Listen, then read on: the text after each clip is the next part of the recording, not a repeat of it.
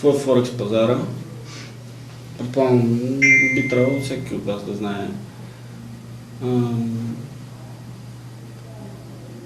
Има възможност от този пазар да се купуват и продават валути и валутни двойки реално. Предимно с спекулативна цел. Много малко от участниците го правят с инвестиционни или дългосрочни цели или с реална доставка на валута.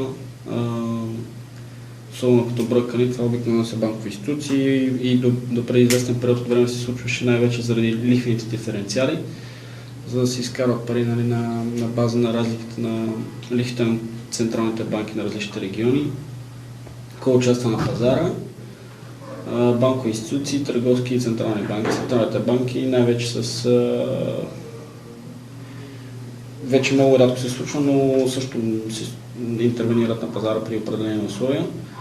Търговски компании, големи за спекула и за хеджиране. За хеджиране най-вече се включват големи институции, които са общо взето вносители или износители на даден вид продукция, за да си хеджират валутния риск. Основните характеристики на този пазар не е централизиран.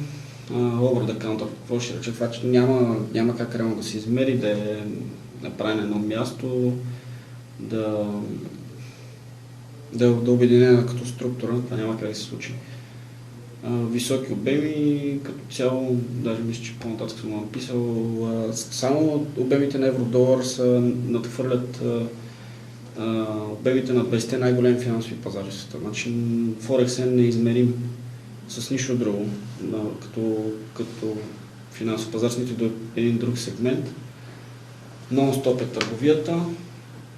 5 дни в седмицата, реално дори може да се каже, че е 6, защото почва от неделя вечер и приключва от петък, късно вечерта пак.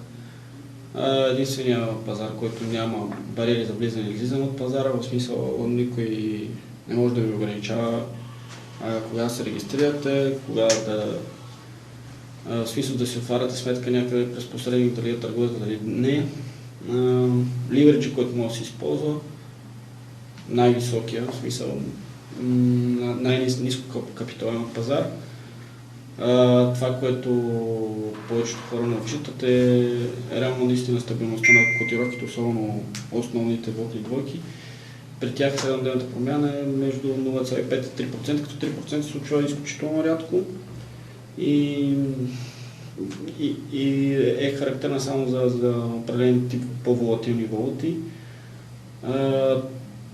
Глобално валутния пазар наистина върна всички сегменти на финансовите пазари, най-вече заради факта, че общо взето всеки един актив трябва да бъде измерен по някакъв начин и този начин да бъде измерен в пари. Няма как, когато нещо се търгува, да не оказва влияние върху валутата. Има различни периоди, различни моменти, при които корелацията се засилва или отслабва. Най-пресният пример за това нещо, който беше очеваден, е с изключително бум на петрола предната година с $147, когато достигне и над 100 въобще. Долара беше абсолютно силно повлиян от стойността на петрола и корелацията тогава между двата актива се засили изключително много и над 0,5 беше общо взето промяната, да кажем, възходяща посока на петрола веднага водеше до поевтиняване на долара и обратно.